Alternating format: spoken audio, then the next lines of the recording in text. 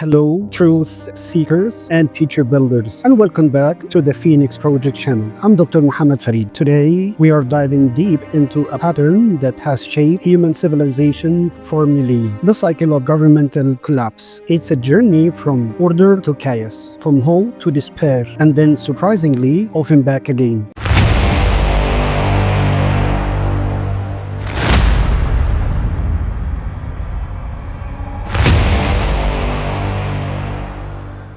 If we want to truly build a better future, we must first understand this ancient, relentless rhythm. For centuries, philosophers like Polybius and Plato observed the rise and fall of city-states. They noticed a recurring pattern. They called it Anacyclosis, the predictable cycle of regime change. While the road was different, the core pattern they identified is still playing out today, even with governments that last much longer. We now have the benefit of a longer historical lens, giving us clarity on this timeless dynamic. This isn't just a Western philosophical idea. Islamic civilization, with its rich intellectual tradition, also produced profound insights into this very cycle. And perhaps the most prominent voice in this regard is the 14th century North African polymath Ibn Khaldun. Let's clarify two crucial terms. First, Anacyclosis itself. This is the overarching cycle of how different forms of government transition in a sequence. It covers rule by one, rule by few, and rule by many. Second, the cycle of collapse. This refers to the linear decay within a single form of government. It tracks how a specific regime, say a democracy, falls into its corrupted version, ultimately transitioning to the next stage in the larger Anacyclosis. Think of it as a domino effect within one part of the bigger cycle. While there are a specific collapse cycle for each type of rule, Anacyclosis is a grand narrative that connects them all. Today, we'll focus primarily on Anacyclosis and, in particular, the collapse of governments characterized by rule by many, like democracies and republics. Ibn Khaldun, observing the rise and fall of dynasties in the Islamic world, developed a remarkable, similar yet distinct theory. His core concept is Asabiyyah, which can be translated as group feelings, social cohesion, or solidarity. For Ibn Khaldun, Asabiyyah is a fundamental bond that holds human society together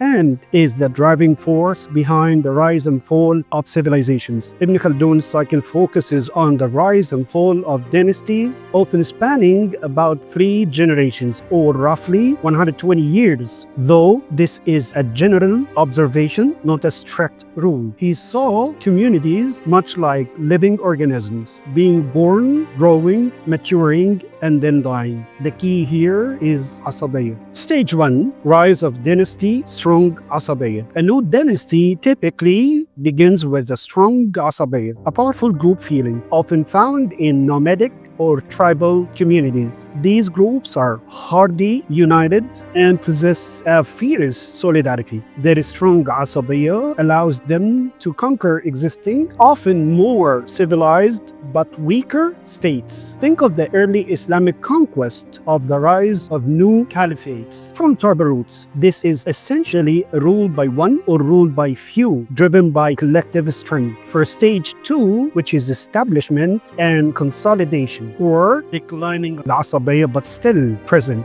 Once in power, the new rulers establish their authority, build cities, and create institutions. They embrace the luxuries of settled life. While the initial Asabiyyah helps them consolidate power, it subtly begins to weaken. The strong communal bond that propelled them to power starts to dilute as power becomes centralized, and the need for fierce loyalty loyalty diminishes. For stage 3, prosperity and decadence or weak Asabiyyah, this is often the golden age of a dynasty, a period of great wealth, cultural flourishing, and stability. However, this very prosperity becomes its undoing. The Asabiyyah of the ruling elite weakens significantly. They become accustomed to luxury, lose their toughness, and prioritize personal gain over communal good. Corruption, moral decay, and a reliance on external forces like mercenaries or foreign administrators become common. The people too become accustomed to comfort and lose their own asabiyyah, their willingness to sacrifice for the collective. And then stage 4, which is decline and fall. With its asabiyyah dissolved, the ruling dynasty becomes vulnerable. It can no longer effectively define its borders, maintain justice, or inspire loyalty. Internal dissent, economic hardship, and external threats become overwhelming. The dynasty is ripe for collapse, often replaced by another group from the periphery with a fresh, strong asabiyyah, which is restarting the entire cycle. Ibn Khaldun's insights on asabiyyah provide a compelling psychological and sociological explanation for why Polybius cycle plays out. The moral decay, the pursuit of luxury, the weakening of communal bonds, these are the symptoms of declining asabiyyah. But as this initial asabiyyah weakens and power becomes centralized, the leader becomes detached, ultimately a malicious dictator. The state crumbles under tyranny, leading to inevitable regime change. As for rule by few, this starts as a noble aristocracy focused on public good, perhaps a group with a shared sense of purpose or heritage. But over time, their asabiyyah diminishes. These leaders become corrupt, self-serving, and apathetic. They centralize power, then often turn on each other in a scramble for more. This sighting, born from a lack of unifying asabiyyah, weakens the entire system, paving the way for either a strong man or a mass revolt. Then comes rule by many, initially decentralized and accountable, reflecting a broad asabiyyah among the populace. But gradually, as the shared purpose wanes and self-interest prevails, power centralizes. This centralization can happen either in the hands of entrenched elites, whose asabiyyah may be a narrow, self-serving one, or by the raw, often unthinking power of the mob, a fractured asabiyyah. Both mob rule and elitist control are clear precursors to collapse because the unifying asabiyyah of the broader community has been lost. Polybius, classic cycle and modern revisions. Polybius laid out a classical cycle. It starts with a benevolent monarchy, which inevitably devolves into tyranny. This tyranny is then overthrown by a virtuous aristocracy, which eventually becomes a greedy oligarchy. The people then rise out, establishing a democracy which, left unchecked, descends into a chaotic autocracy or mob rule. And from that chaos, a strong man emerges, restoring order and a new monarch, restarting the cycle. It's a powerful model, but we have made a few modern revisions. Monarchies aren't as dominant today, so we prefer the broader rule by classifications 1, few, or many. And interestingly, modern cycles often move from 1 to many to few, not always 1 to few to many as Polybius described. While this cycle isn't always perfectly linear, deviations are rare and short-lived. So our updated model still features 6 regimes, but divided into 3 positive and 3 negative forms. The benevolent rule by 1, few, and many, and their corrupted counterparts, the tyrannical, oligarchy, and mob rule forms. Centralization, the root problem. Any centralization of power, wealth, or control by anyone unaccountable to the public leads to collapse. This includes political elites, financial elites, cultural elites, conspirators, and even the mob itself. From an Ibn Khaldun perspective, this centralization is a symptom of declining asabiyyah. As the strong shared group feeling dissolves, individuals and smaller self-serving groups look for power, leading to fragmentation and ultimately a powerful center. In Polybius' time, these threats largely came from within the government structure itself. But today, the landscape is far more complex. In a true rule by many, the people are the government. Yet, external forces can seize control. Imagine cultural elites controlling media, the economy, and education. They can indoctrinate the public, manipulate politicians, obscure the truth, and control national narratives. This level of comprehensive elite control wasn't possible centuries ago, but it is now. And that's precisely why understanding and breaking this cycle is more crucial than ever, because these external influences directly erode the Asabiyyah that protects a society. Now let's come to the special case of republics. Republics represent the positive form of rule by men, but they often collapse when their decentralized governance shifts towards centralized control. Power is slowly absorbed either by ruling class, by specific elites, or crucially by the mob. This usually happens in two main ways. Either the mob, often manipulated by ideologies, tears down the system, creating a vacuum for a dictator, or the ruling class uses the mob as a tool to centralize power, creating a false democracy that serves only them. The warning signs are subtle at first. Centralization doesn't happen overnight. Citizens lose oversight little by little, often without even realizing it. This creeping centralization is the true root of the problem. Now let's visualize the cycle of collapse. To truly grasp this, imagine our circular model. Point A is ruled by one, absolute centralization, and point B is ruled by many, decentralized governments, and point C is ruled by few, component centralization. All governments move clockwise through these points. Decentralized, power is distributed, institutions keep each other in check. Component decentralization, a few institutions gain control, power concentrates. Then absolute centralization, all power is held by one person or group. Between each point lies a zone of degeneration. The first half of each segment represents the positive phase of that system, while the second half marks its decadent decline. Governments do not instantly jump. A decentralized system slowly becomes more centralized, and eventually extreme centralization makes authoritarianism inevitable. Now, the real question is, where are we now? Using this circle, we can track any government's current status on its collapse cycle. Nations never stop moving. They either resist collapse or fall deeper into it. Venezuela moved rapidly, while strong republics moved more slowly, but still declined. This cycle also explains why modern political systems are often hybrids. They are mixtures influenced by where they are on this continuous loop: conservatism, progressivism, and centralization. Consider modern United States politics. Progressives often aim to move forward, often unknowingly, towards centralization. Conservatives try to hold a position on the cycle, but as the nation shifts, they must redefine what they conserve. The ironic outcomes: conservatives end up defining what past generations of progressives once fought for. And here is the kicker: both sides,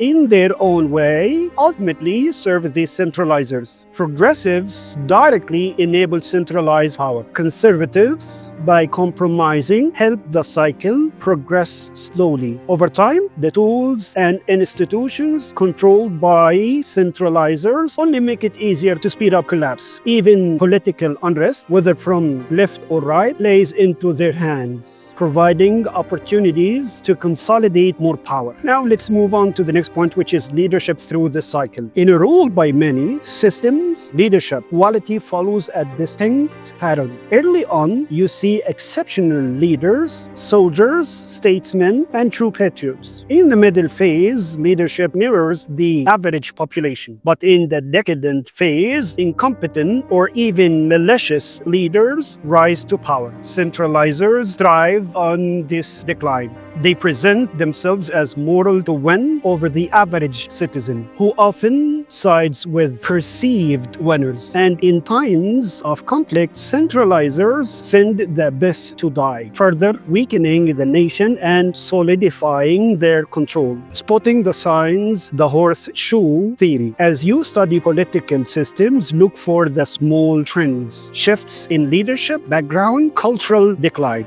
These are often invisible units you are aware of this full model. Once you see them, they become minor but crucial markers of collapse. Many believe in a political pendulum swinging between left and right, but that view is limited. Political shifts occur within a zone of the cycle, not across the entire spectrum. Once a nation enters a new zone, it cannot truly go back. Victorious for one side merely delay further decline. They do not reverse it. The cycle is made up of many microzones. Once the current zone progresses, the battle becomes about slowing, not stopping movement toward collapse. This also ties into the horseshoe theory, which suggests that far left and far right politics actually resemble each other more than we think. Both communists and national socialists seek centralized control. They both advocate for rule by one despite their ideological differences. This is why fringe ideologies flourish in unstable times. They promise strength during chaos. In this framework, political regimes aren't defined by ideology, but by how many rule. That's why sometimes a truly benevolent ruler can be preferable to a corrupt democratic system. What about the global cycle, the evidence across history? This isn't just a theory, it's a historical reality. Let's look at a few examples of this global pattern. Rome, for a celebrated republic, it decayed into oligarchy, exploitation, and ultimately imperial rule under figures like Caesar, a full rotation multiple times. As for Italy, after Rome, a period of monarchies, then the rise of republican city-states. More recently, democracy yielded to Mussolini's fascism, then returned to a Christian democracy, and now shows signs of decline back towards mob rule under a democratic facet.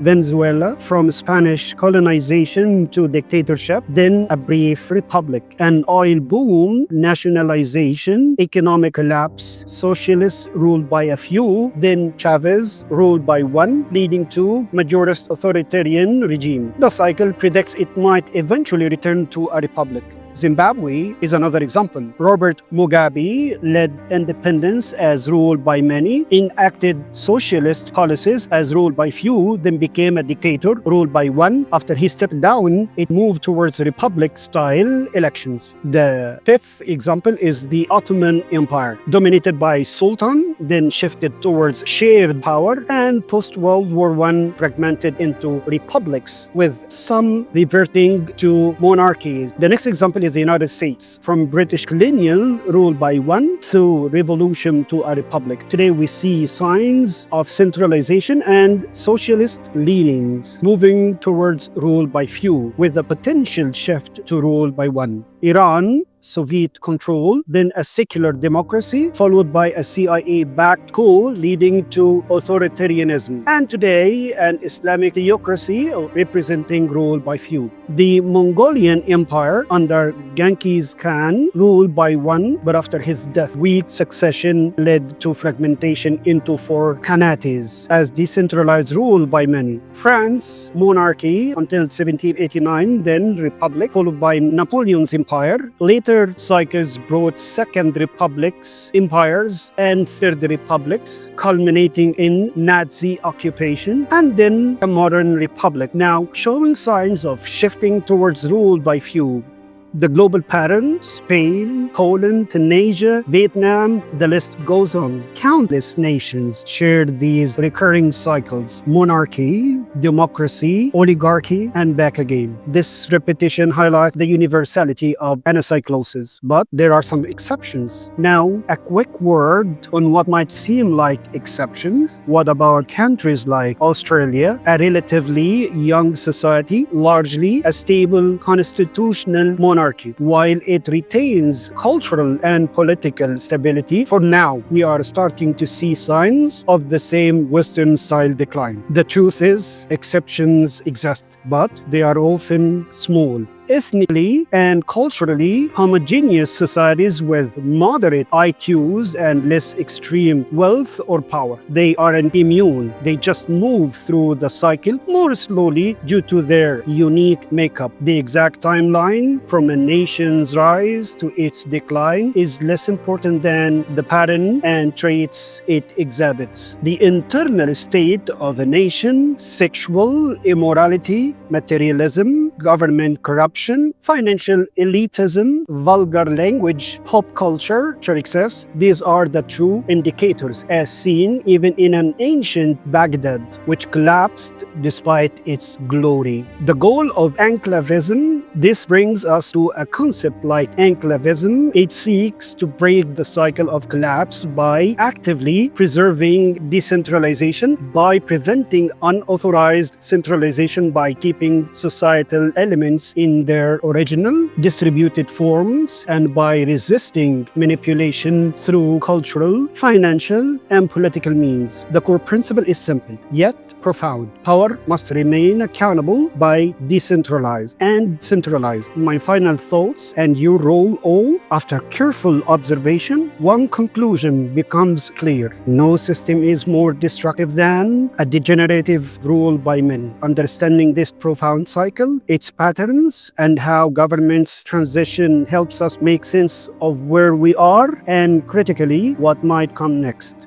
This isn't about predicting doom, it's about empowerment through knowledge. By understanding these cycles, we can intervene before it's too late. It's about building a resilient, self-correcting society that resists tyranny, elitism, and mob rule. I encourage you to examine the political history of your own country through the lens of Anacyclosis. The names, the structures, the ideologies may differ, but the underlying patterns rarely does. Given enough time, no nation is immune to the cycle. Now, what signs of Anacyclosis do you see in the world today? Share your thoughts in the comments below, and if the journey into the cycles of history resonated with you, please hit the like button, subscribe to the Phoenix Project channel, and ring the notification bell so you don't miss our next deep dive into building a more resilient future. I'm Dr. Mohamed Fareed, and see you next time.